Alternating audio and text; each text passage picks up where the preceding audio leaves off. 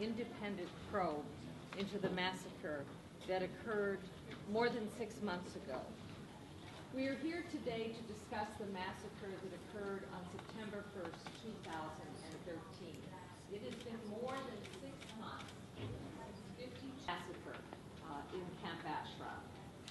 We have videotaped representations, and we have the actual witnesses who saw this attack. And that, in fact, the massacres occurred as a kind of retribution from the residents who still remained in the camp.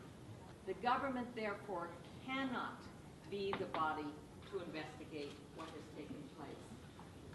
There has been no investigation of the attacks that occurred in recent months, at the same time of claim of moderation by Rouhani, the number of executions has reached a new record in the past 25 years. Suppression of women under the pretext of malveiling and extensive discrimination against them continues. In such circumstances, is there any justification for silence and inaction by the international community? And on the other hand, the Iranian regime is doing all in its power to prevent the relocation of the residents outside Iraq. They are obstructing reinstallment of T-balls inside Camp Liberty. They do not allow, they restrict access to hospitals for patients and prevent their interpreters to accompany them.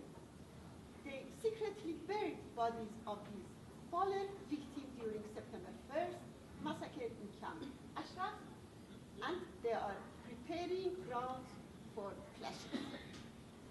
In particular, Office of the High Commissioner for Human Rights have done nothing to stop it. Have they forgotten their responsibility? Or do they not want to upset the Mullah's puppet government in Iraq? Qu'est-ce que j'entends au Haut-Commissariat, au Conseil des droits de l'homme, aujourd'hui la 25e session depuis sa fondation en 2006? Qu'est-ce que j'entends? Dans le temps limité, je voudrais parler, c'est très arrogant de ma part, de géopolitique. Il y a évidemment d'abord la première responsabilité majeure, énorme, insupportable, c'est que les régimes, les mollahs, sont insupportables et on ne va pas leur demander de respecter les droits de l'homme. Ils ne le feront jamais. Jamais.